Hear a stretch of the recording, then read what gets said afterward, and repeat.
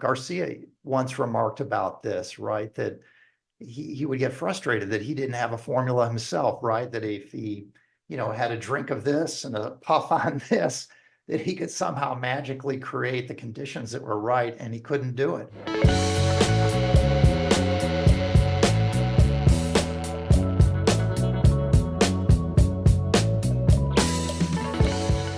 David Cain, welcome to the podcast. How are you? Doing well. Thanks for having me. Infinite Dead, a daily guide to Grateful Dead concert performances, Volume 2. This is July. The previous volume covered the month of October. That was released back in 2021. Before we get into the latest volume, can you talk about what inspired this project? I have some friends who I've kept in touch with about Grateful Dead related items for many years, and we had this ongoing email conversation. One time in the spring of 2016, I decided that all of us should be reminiscing about the Grateful Dead's May performances. And I sent them an email saying something like, guys, here's your May 1st. And it was a list of the May 1st concerts, recordings of each, and some anecdotes by me. And they enjoyed it. So I did May 2nd and 3rd and 4th, 30 straight days of this email, which triggered all kinds of discussions. And I continued to do that off and on through 2016 and a little of 2017, and then decided, you know what, I am going to write, a quality review of every Grateful Dead concert. And that's what really got things going. May is considered the best month. I know May of 77 or May of 78. That's considered like the month. There's a lot of great bootlegs that are out there that I have as well. Like Ithaca, I think is May of 77, right? Yeah. So in addition to it being a month filled with wonderful performances, for us being college students in the Northeast, late 70s, the Dead used to come and tour. And so we have a lot of personal memories of seeing the Dead in May, in addition to listening to all those great performances at the time. So I don't know, when I saw it come up on the calendar, I thought we should be talking about it. And I started writing about it. I haven't really written that volume yet, but I'm looking forward to it. Yet. Because, yeah, That's the key word. yet. Right. There are some others I've actually written that haven't been published yet, but then there are a few months where I really need to go back to my, notes and then, craft a book out of it. But May is one of those that I'm really looking forward to doing someday. So that kind of answers my question, I think, because I was wondering the order of months. So you start with October, now July. Is it just based on when you feel like you're prepared and you've got enough information together to come up with a full month's worth of reviews and putting all that together for a book? So when I started, I was just picking months at random. So in 2017, I did the month of April and then kept it in a Google Drive and then said, let's do another month. And I wrote that one. And I wasn't thinking about publishing. The original idea was to write them all and put them into a gigantic book, like the Penguin Jazz Guide, 1,500 pages or something. And then I think it was in 2020 when one of my friends, one of the guys in the email trail, said to me, how's the book coming along? And I said, well, it's about half done. I should be done in a couple of years. And he said, we're not getting any younger. Hurry up. Right. And I Yeah. thought, so it was kind of funny, but it was also, it's like, gee, you wouldn't want one of these guys to disappear on you and they wouldn't have a chance to read the book. And so I thought, what can I do? And the answer was pick a month and publish that. And so at that point, I had to figure out how to do publishing, and I'd never published a book before, and discovered from the publishers that they needed 6 months of lead time. And so I was exploring this in like January of 2021.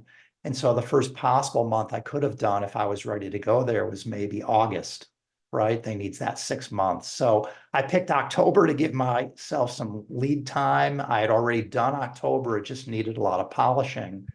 And that's how I picked October. And the same thing went into July. It was like pick a month and give the publisher 6 months lead time to actually put a book out. Yeah, that's Gatekeeper Press? They're the publisher on this one, yes. Yeah, okay. There was a different publisher for the first volume. They became twice as expensive. So this time around, I looked for a different publisher, and I've been working with these guys. It's not yet in the stores, just so everybody will know. It's the target date was the last week of June. I'm keeping my fingers crossed we'll make it. That's next week. Yeah, Uh, yeah. I've been spending the last week or so doing a lot of proofreading, trying to figure out whether to capitalize the B in dead base, those kinds of important things. But we're getting there. It's getting close. So yeah, we can keep people posted on that. We can put there isn't a link on Amazon at this time, is there? Last time I checked, there No, wasn't. Yep. So, no, it until it actually gets uploaded right into the store. At that point, you can kind of, in a sense, pre-order it, and then it takes a bit of time. The official publication date is supposed to be July 1st. Um, but yeah, it's we're very much pregnant at this point. okay. Well, we can So get to the details too, where people can reach you online and get updates on that. sure. We did talk before we started recording that, well, you're in the Bay Area now, but you went to college here on the East Coast, which is where I'm from here. So let's talk about when and how you became a Dead fan. What was your first show? I'm interested in that as well. First concert I went to was January 79, Providence Civic Center in Rhode Island. That was the first one, and then went to a bunch more in the spring of 79.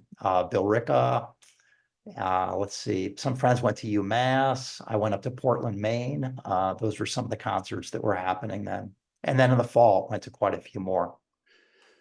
Can you talk about your approach when listening to these shows for the book? Because I find this interesting. What kind of things are you listening for when it comes time to put your thoughts and observations in writing? Is it difficult to be objective? Um, yes, that's one of the things that I really work hard at is to try to be objective, accurate, fair, treat the music, with a certain amount of fairness. I didn't set out to be a critic. My main goal is to describe what somebody's going to hear on the recordings accurately, right? While also having, a bit of fun with it. And you can't help but be enthusiastic about it from time to time, right? When you hear something. So that comes through in the writing as well. But objectivity was really important to me. There are other writings about the Dead's performances, and they tend to be pretty gushing, right? Like they can do no wrong. Every performance is great.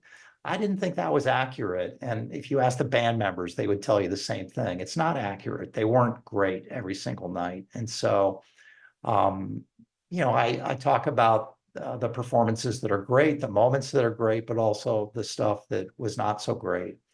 Um, what I want to write is a whole different matter. I really don't know until I sit down and start listening to it, and then I start jotting down notes. Sometimes it's pretty easy to figure out what you're going to write about, at least in part, because you're familiar with the concert, or there's a big headline like, hey, they just played Dark Star for the first time in 2 years. You're going to kind of go with that. There are other concerts that are really a total mystery to me, and I have no idea until I sit down and listen to them. And that's part of the challenge is, what is essential here for the listener? What's the most important thing about this concert that somebody should know about? I'm always interested in listening to the different tones on Jerry's guitar throughout the years too. I find that interesting. I think you get a different answer from every Dead fan, who's a fan of Jerry's early tone, because then that's like late '60s, early '70s. It's got a little more of a sharper edge to it, and then you get into the late '70s, and he starts doing things like Unestimated Prophet, with the I always forget what the name of that effect is, The Mutron. yeah, wah wah wah wah. Yeah, it's What, called a Mutron, right. Mutron. Okay. See, I can make the sound. That's what I get to. And then you get into the '80s, and of course, you late '80s, early '90s. So that's always interesting. There are 25 shows in the book denoted with a rose that you say are the among the month's best, or at least underrated, worthy of more attention. Not all of these are consensus choices, though. Some of them off the beaten trail. Any of those off the beaten trail shows that stand out to you that you can talk about, why you felt that way. Um, I got the list in sure. front of me. Yeah. There's 25 in there. So, 7/13/84, that was the Dark Star at the Greek. It was an interesting evening because there was a full moon. It was Friday the 13th, and they just decided that was a proper occasion to pull out Dark Star. Um, 731, 74, which I think is Dillon Stadium. That's where at that time in 74, they had this section between China Cat and I Know You Rider, which people refer to as the Feeling Groovy section.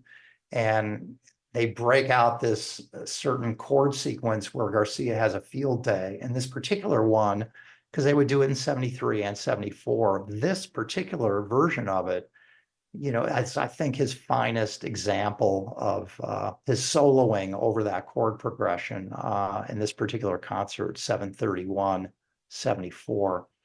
There's some things that, aren't even denoted with a rose. There are two shows where they had thunderstorms. I mean, major storms that they were trying to play through. Those are on July 10th, 89 and 90. Those are definitely kind of under the radar. Doesn't have a lot to do with the music itself, although trying to perform through those storms was pretty interesting and makes for fun reading. Yeah, Dillon Stadium, not far from where I'm at right now. That's about 30 minutes from here in Hartford, Connecticut. And I think it's now called the Trinity Health Stadium, but it'll probably change in about 5 minutes. We call something else. But Dillon Stadium was there for a long time. That's an iconic venue for sure. A lot of great Yeah, it shows was here in Connecticut. one of the earliest, bootleg cassette tapes that I became familiar with, and it was because of, I think, largely because of Garcia's playing on that segment. Really melodic, very creative, very compelling. And so it was kind of an easy choice for the top 25. I think you can tell also from this list of 25 in the book that it ranges pretty far and wide. I mean, I picked at least one from 1966. There's a couple shows from 76 at the Orpheum in San Francisco, 89, 90, 74. It really ranges across most of the years. And there's something compelling about each of them for sure. I'm curious as to how the band approached their shows in terms of the set list and still do, Dead and Company and Bob and all those guys that do their shows. Because the usual thing is for a band to have it all laid out ahead of time. But with the Dead, was it different? I mean, did they have a loose concept of what they're going to play? Did they agree on a starting song and see where it took them?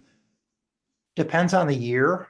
Um, People think that the Dead kind of always made it up as they went along, but like in 1969, if you take a look at the set list, um, quite a bit of it, particularly the first quarter of 69, was Dark Star, Saint Stephen, The 11, Love Light every night.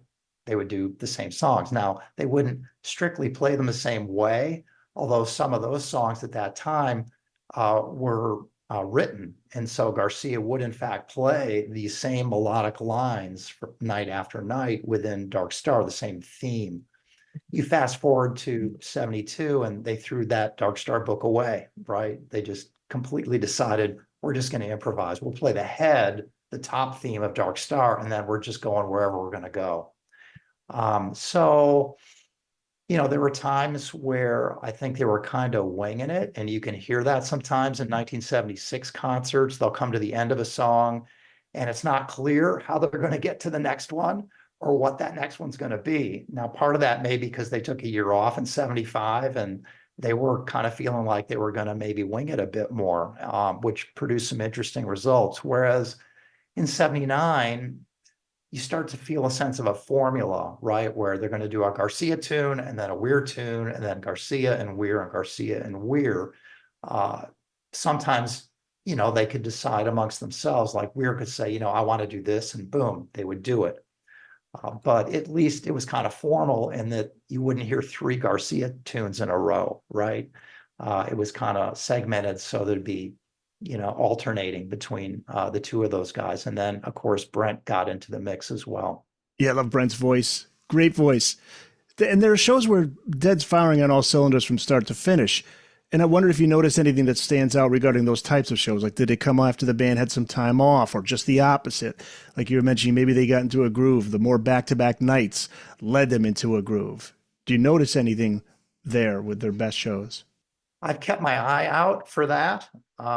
Start of the tour, end of the tour, third night of a 3-night set. But again, no formula there either. Garcia once remarked about this, right? That he would get frustrated that he didn't have a formula himself, right? That if he, had a drink of this and a puff on this, that he could somehow magically create the conditions that were right, and he couldn't do it.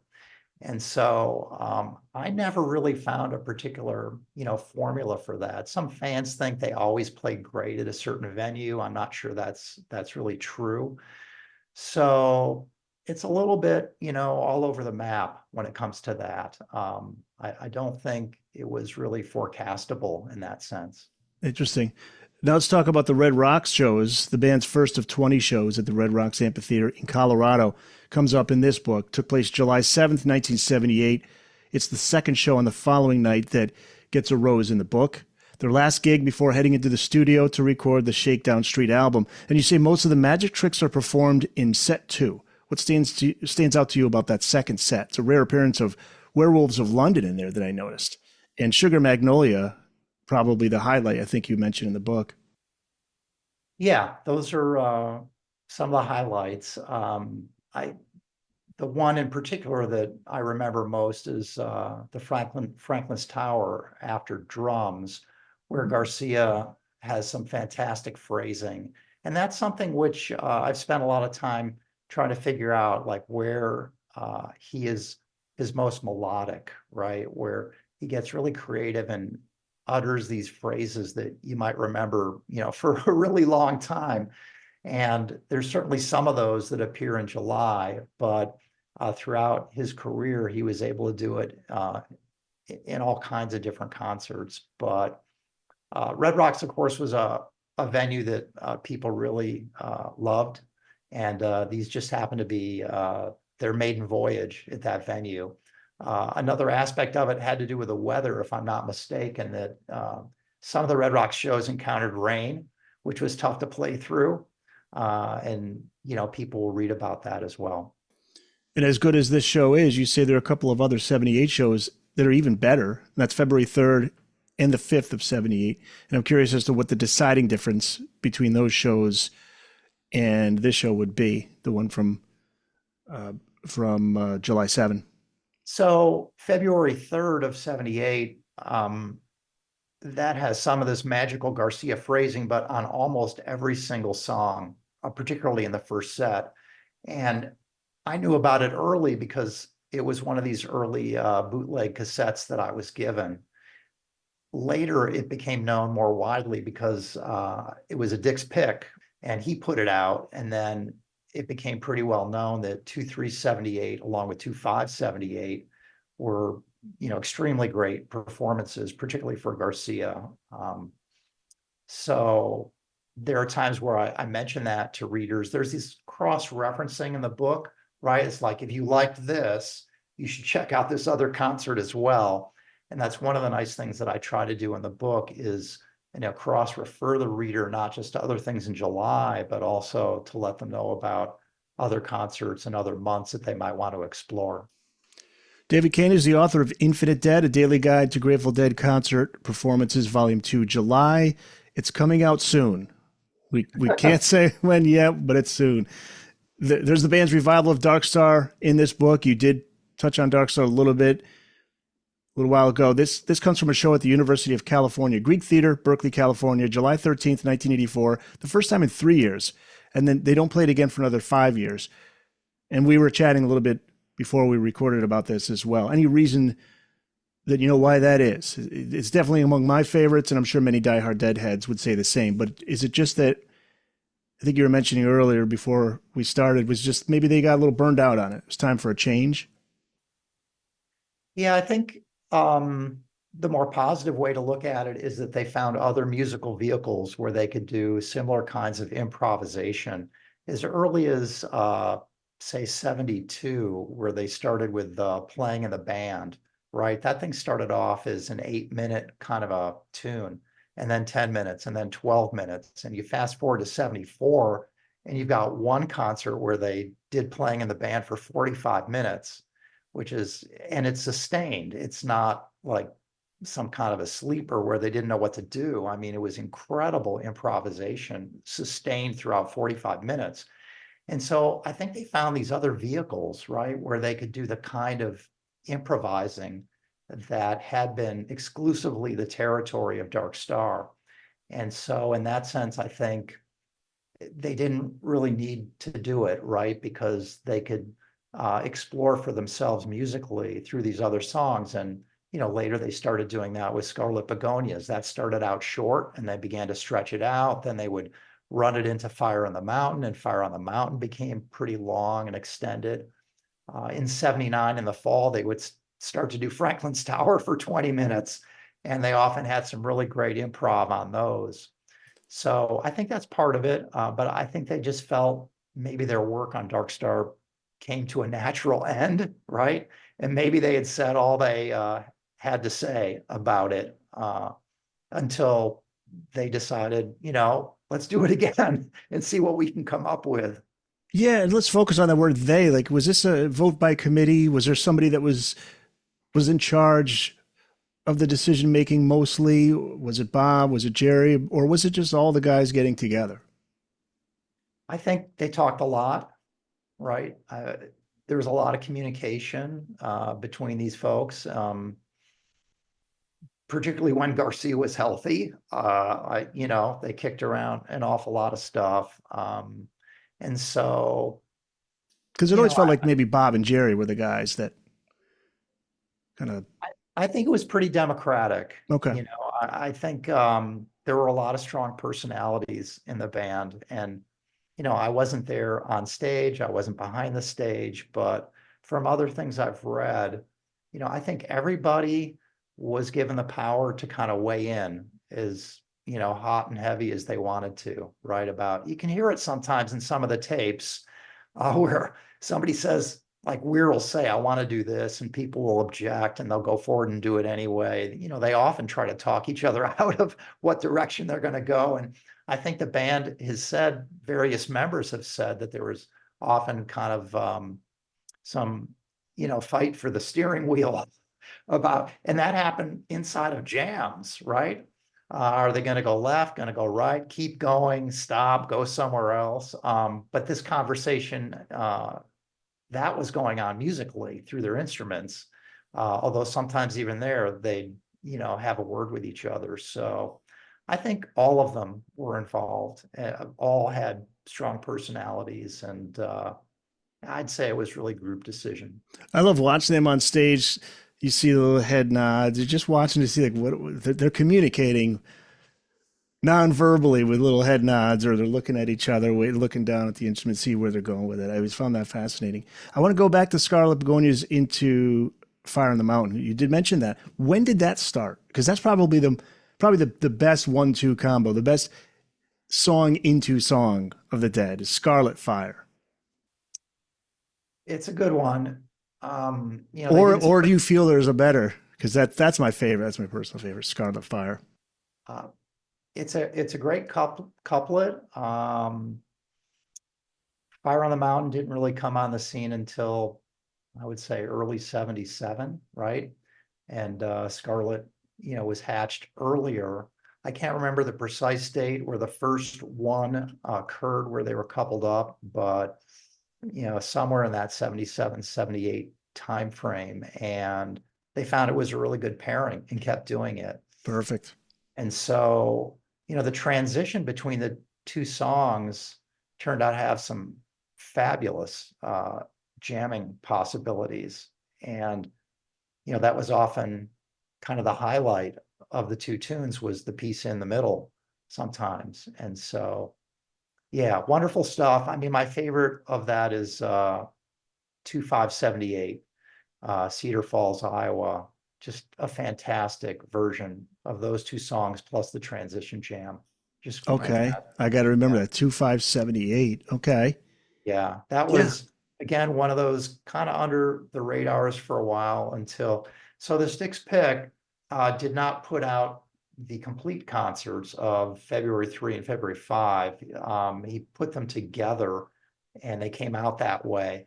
And that's how it found, a wider audience. For me, a friend of mine had turned me on to the Cedar Falls concert. He was pretty good about finding great performances and turned me onto it, and yeah, unforgettable, really. I think you'll find that sometimes popularity is now and has been driven by what comes out officially, right?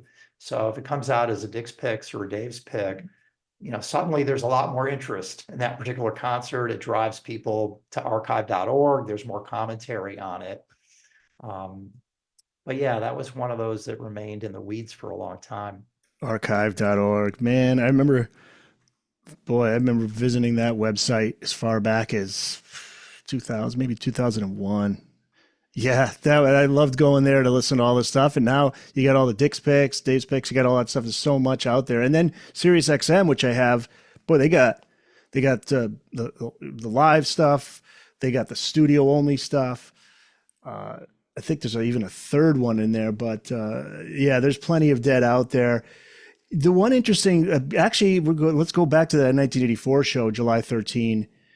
That's when they insert Touch of Grey in between Scarlet Begonias and Fire in the Mountain. So that's interesting. Opens the second set.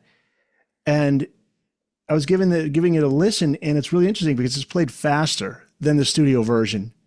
And then it sounds like Jerry says, cat has not been fed in years, instead of dog has not been fed in years. For you, how does it sound with Touch of Grey in the middle? An interesting choice. I mean, they would continue to play around with stuff like that. They would do, sugar. They'd stick Sugar Magnolia in there, like attach it to Scarlet or something, right? And so, if you look in Dead Bass, you can see the entire history of Scarlet and what it was paired with.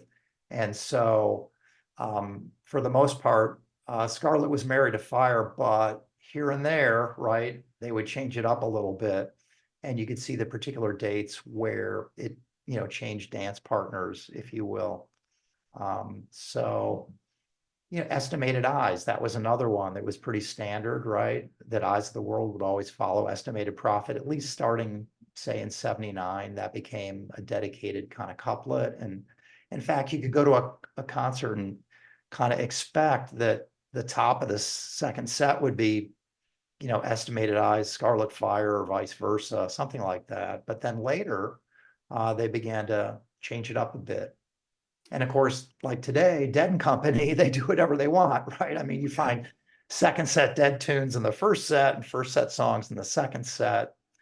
So it's all kind of a work in progress, I guess. Yeah, John Mayer was talking about how he learned the hard way of what it's like to be in the band. Like Bob Weir was just changing the tempo on a song, changing the chord structure, changing all this stuff like on the fly, and he had to be ready. It's like, boom, okay, we're doing this. And boy, I tell you, that's probably the best for me, the best version of the band or extension of the band since Jerry passed. What do you think? I Although love Bobby's Banger's. new band is really good too, man. I saw Bobby's band, Wolf. What do they call Bob Weir and Is it the Wolf Brothers? Wolf Brothers? Outstanding. They came to Connecticut. Yeah, but yeah, sorry, I interrupt you there. But what do you think No, of the John Mayer era? well, what a wonderful surprise, right? That John Mayer had such a feel for this music. Who the hell knew, right? And I still remember there was a video of when he played with Phil at Terrapin Crossroads, and I think did Sugaree and blew everybody away. I mean, just took that song to another level. And he's kind of made Sugaree and Deal, of course, his own. That's what you could hear in the first year, second year, like, wow, he's taken these songs to a new level and, continued to just do some amazing things with some of these songs. Even this, more recent tour, if you will, the residency at the Sphere, some friends of mine went. And after the first night, they went on a Thursday and said, "You've got to hear the Brown Eyed Women." And lucky there was a video of it. Somebody had captured it, a fan, right, from the third row of sorts. And wow, Yeah, just yeah, stunning. yeah. There, Absolutely stunning. Just killing it. And so a hell of a band, fantastic improvisation. Very fortunate, right, for anybody who loves this music that this happened and is available. you think there is an official release. I think I saw on Spotify. I think I put one of the songs in this episode's playlist. I believe there's one from That the 2023 tour. Maybe I'm wrong. Yeah, I haven't followed what they've done kind of officially, like if they've released it to some of those radio stations. I mean, I don't think there's like a formal picks where you get MP3s and you pay 25 bucks or whatever, but um, it certainly captured my imagination. I've been keeping notes. If I ever get finished with this project, uh, You've added perhaps. another chore, another task. Yeah, I mean, I have to say my heart is still with the Grateful Dead. And if I have a moment to listen to something, that's kind of where my ears would like to be. So I think first, yeah, I'd like to finish this project. But I think Dead and Company's work is certainly worthy, right, of investigation and documentation. Just some fantastic music they've created. Absolutely. Staying with Touch of Grey a little bit longer, I'm not sure how many of those outside of the Dead world know that this is a song that was played live for quite a while before it was recorded and then released in 1987 and became the hit single. When did the band first perform that song? Do you know? As far back as 80, 82? yeah, you got it. 82. And some of the early versions are among my favorite. I'm trying to remember now. I think it might have been Stanford. Again, a cassette that I have in my head of Garcia's soloing on Touch of Grey. Fabulous, just great. And so, yeah, they played it a lot until, it became something that was on an album and a top 10 hit. Amazing. Amazing. I love the visit that Bob and Jerry did on the Letterman show and just the way they played down that whole thing. Like, yeah, I guess we're pop stars now. It's just like who knew? Nobody expected that one. So funny. So funny.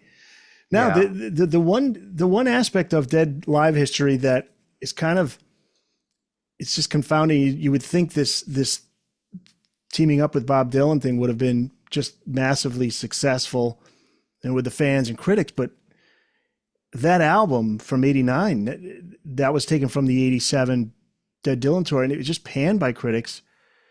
Although when I went and searched online, there are some Dead fans on Reddit who say they like the album. They're a fan of those shows. What is your take on that tour, the Dead Dylan tour of '87? So, I have reviews of those in the book. Multiple, yeah, multiple throughout the Yeah, book. I think maybe there are five, at least five concerts in July where they were backing Bob Dylan. So there are, of course, Grateful Dead sets in there, right? I mean, it wasn't all just Bob Dylan. And so I think the first, maybe the second, you've got one long Grateful Dead set, and then they would play two Grateful Dead sets that are a little more normal for the fans to expect, right? And then the last set would be Bob Dylan tunes where they're the band and they're doing Bob Dylan songs and Dylan is singing. And, they're Grateful Dead fans, right? Some of them like Bob Dylan and appreciate his music, but it's different, right? And so I wouldn't necessarily expect the same kind of enthusiasm, right, from the audience or from the record buying public for the Dead as Dylan's backing band. But there was one of the handful, right, that happened in July that I reviewed that I thought was pretty good. But I'm a fan of Bob Dylan. I love his songs, right? Um, a little more interesting for me was kind of what the Dead themselves did with Bob Dylan songs. For example, Bob Weir doing Desolation Row and actually trying to actually pull that off. I mean, there's how many verses, and they're all long verses. I mean, why would anybody take that risk, right? It's like an impossible task to just to do that song, and he would do it over and over again. And I really admired that they would tackle these songs that were really long and challenging, and they would do them. And it was interesting to watch them add one Dylan tune after another, right? And they would even, Lesh had his, I think Tom Thumb's Blues was the Lesh choice of a Dylan tune. So they all loved him and they all, made it part of their repertoire, which was, fun for me to see. I'm assuming they knew each other going back to late 60s San Francisco era? Did they cross paths early on? Perhaps, you would think they would. I don't think Dylan was touring as regularly, right, as the Dead. Um, Early 70s, not so sure he was. He had a lot of business putting out albums, right? I mean, that was his forte, really. He certainly had a history of touring, but the Dead really, loved being on the road, and that was their thing. And of course, Dylan was a zillion times more famous, right? Hmm. So I think it was maybe a little harder for him to get around without being noticed and having any sort of normal life, almost like the Beatles, right? So I don't know. I don't know how often they really crossed paths, but from a musical perspective, yeah, the Dead knew all about him. They were voracious students of music, which would include certainly all of Dylan's stuff, going back to Baby Blue, right, which the Dead covered very, very early in their career. I think that was maybe the first Dylan song that they covered as the Grateful Dead. And he first joined the band July 2nd, 1986, University of Akron, the Rubber Bowl in Akron, Ohio. That is in your book. Quite a few July 4th shows covered. Talk about the two that you give roses to, which are Manor Downs in Austin, Texas, 1981, and then Rich Stadium in Orchard Park, New York in 1989. What stands out about those shows in particular? There is a great Not Fade Away during the Orchard Park show that you mentioned. Yeah, it's been a while since I visited them. Sometimes it's just a great performance and you hear it in the music. The Orchard Park has the long Morning Dew, right? Which Oh man, one of my favorite Dead tunes. Yep. yeah, so there you go. That was certainly a highlight of that particular July 4th performance. Uh, Manor Downs, I think they did quite a lot of jamming in set two, which was great. And so it's surprising to me, that kind of a holiday occasion where they would actually turn in a great performance, right? Particularly being outdoors, it can be a little unfocused and hard to, keep your attention on things. A lot of times it was extremely hot too outside. Um, but it's interesting, they were able to turn in some really good performances on the fourth, which is great. Morning Dew, I always think Grateful Dead. Of course, it was not written by them. It goes back to, I think, the early 60s. But there's another great version that Jeff Beck and Rod Stewart did too. That's on Truth. Just a fascinating recording and just a beautiful song. I don't think I've ever heard the original Morning Dew. It's just like I always think Grateful Dead. They when did they first start playing that? That must have been early on because the song was written in I think 62, 63. Yeah, it was an early part of their repertoire. And one of the things that I do in the book is I'll often note the original source of a particular song, right? And if it's the first time they played it. Now in July, who the heck knows, right? They've already played Morning Dew a bunch of times, but wherever it's the first time they're doing a cover of their tune, I've tried to note in a footnote uh, who is the original artist on this song. And they were very much students of American music, and they would just pull from anybody, anywhere, anytime, R&B, country, folk, and that's what made their repertoire, I think, so wonderful. It's very eclectic, and of course, they just came up with these really interesting treatments of the song. Morning Dew became a really powerful anthem.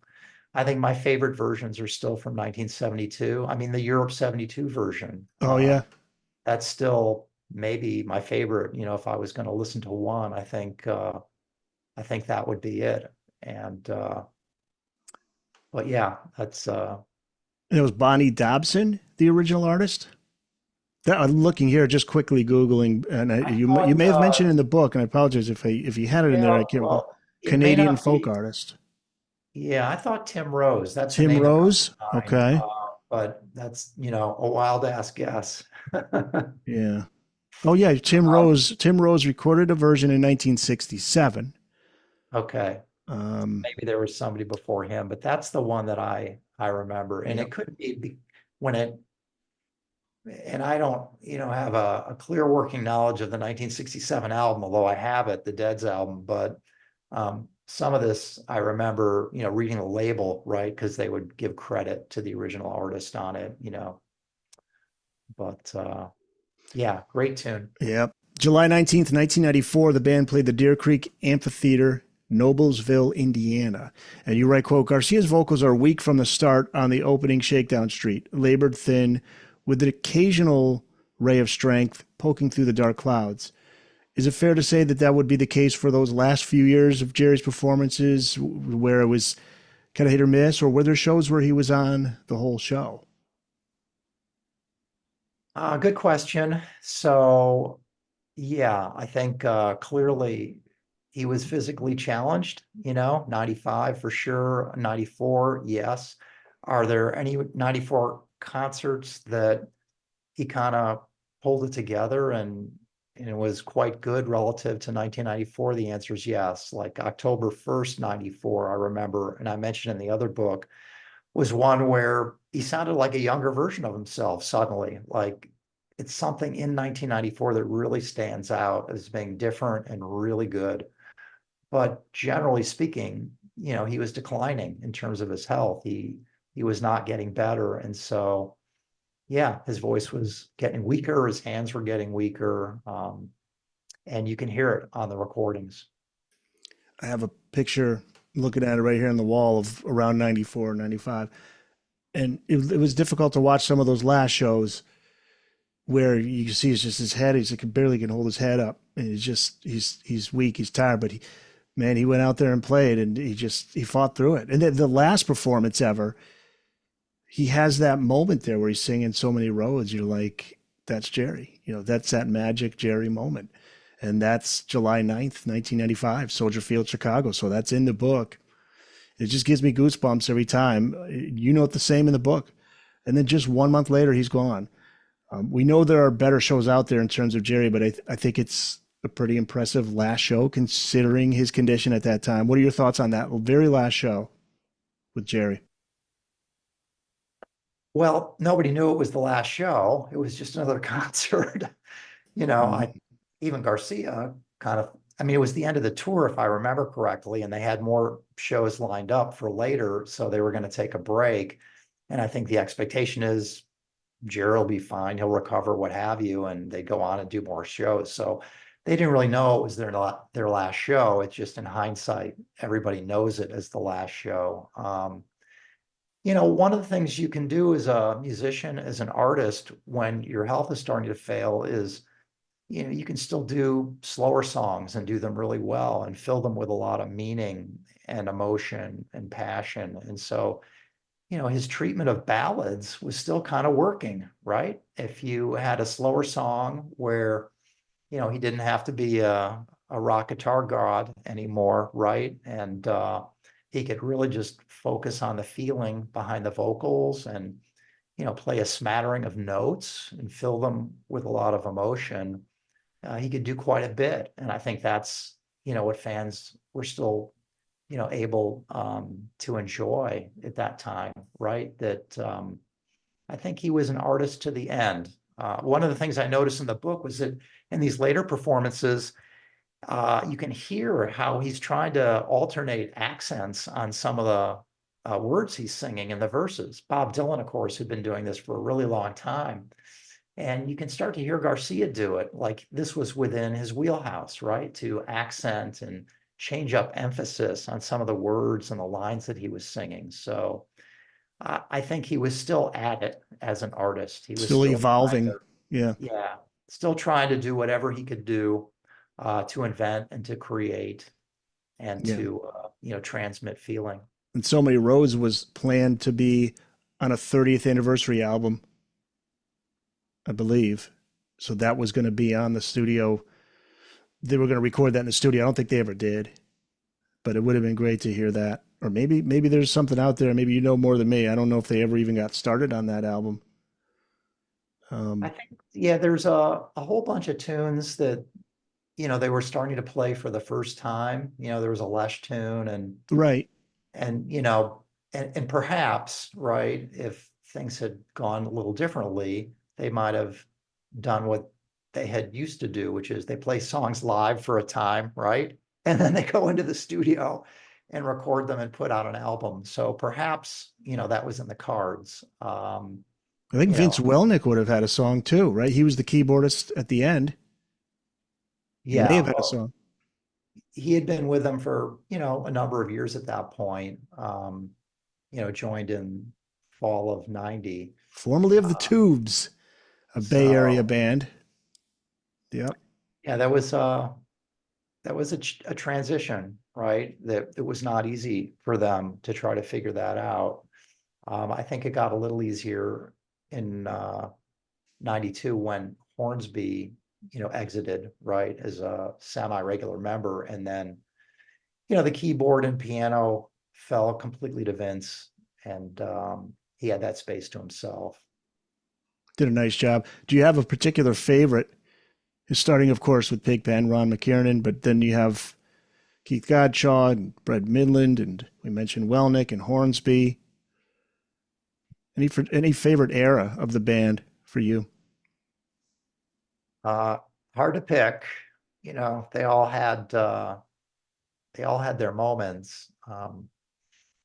So yeah, that's a tough thing to answer, I think. I You mean, know, but more bluesy with the Ron McKiernan era. He was more into the bluesy stuff, and then after his passing, the sound starts to change. I think like mid '70s, you start to hear it.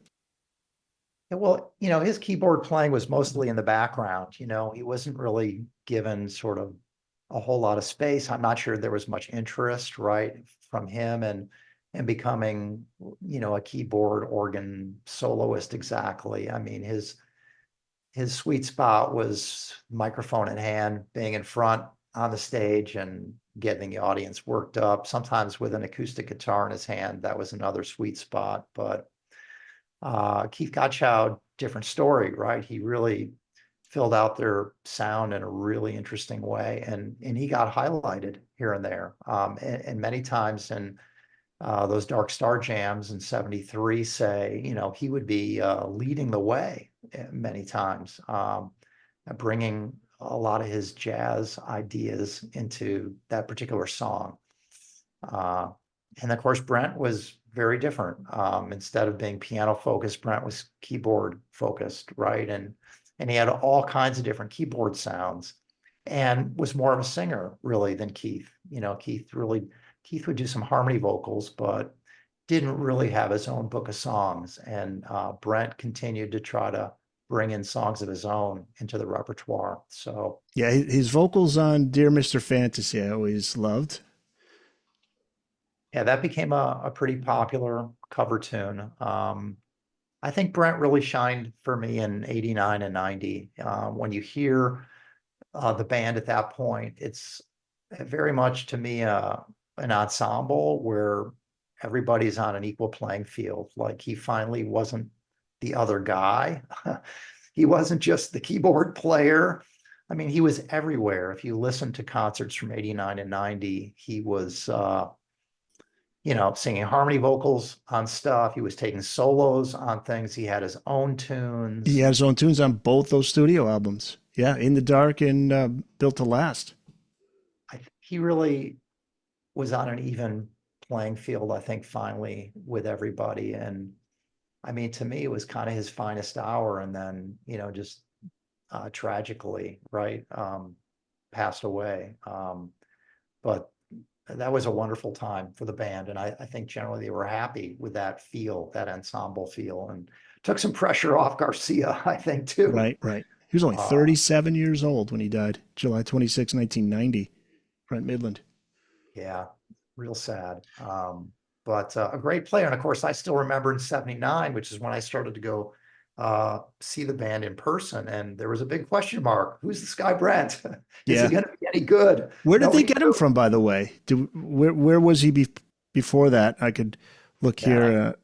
yeah, I can't Yeah, remember. he let's see. Pre-Grateful Dead. He joined a band with Rick Carlos. He was asked to join. Yeah, just he was in a band called Silver, which they signed with Arista Records. And then he got in touch with Bob Weir via connection from Batdorf and Rodney, and joined Weir's side project Bobby and the Midnights. Okay, so he was in Bobby Yeah, and the Midnights. that part I remember. But the big question mark, and I was seeing the fall tour, which is the first time for a lot of people seeing the band with Brent, and it's like, can this guy play? Can he improvise? And some of those concerts in the fall of '79, he was the star of the show. I mean, his Yeah. improvs on Franklin's Tower equaled Garcia's some nights. And it was like, case closed. This guy's a keeper. Yeah. And he was in that chair a very long time, I think longer than anybody. So Yeah, it was a great era. So we have the book coming out very soon. Infinite Dead, A Daily Guide to Grateful Dead Concert Performances, Volume 2, July. People can get the October book. That's been out for over a few years now. So what's the game plan here? Do you have like a Facebook page or a website people can go to just to find out when this book is going to be released? the best thing to do, and I'm going to give a date of around July 1st, is just type Infinite Dead into Amazon. Yep. And that's the best way to find it. There is a blog, infinitedead.net, but the purpose of that blog is just to house links to recordings of the concerts. So the ebook version has hyperlinks that you can click on and be taken after reading the review. You can click on the hyperlink and go directly to the blog, and then click again, and you'll go to the archive.org recording. The paperback, of course, there's no hyperlinks, but the ebook has this special feature where you can do that. So just Yeah. type in Dead into Amazon, and keep my fingers crossed July 1st. Yeah, and it is a must read for Dead fans. You sent me the advanced copy that has the links in there. And yeah, so it's a fun read if you get the Kindle version, the Right. e-copy or I mean, for the October, those links are live. So yeah, if you go by the October ebook, they're all fine as far as I know. These links don't get published till July 1st. So when the book is out, the ebook will have live hyperlinks, and you can not just read the reviews, but you can listen to the music. cool. David Cain, thanks, man. This was awesome. Really, really enjoyed this. Thanks so much for being on. Thank you.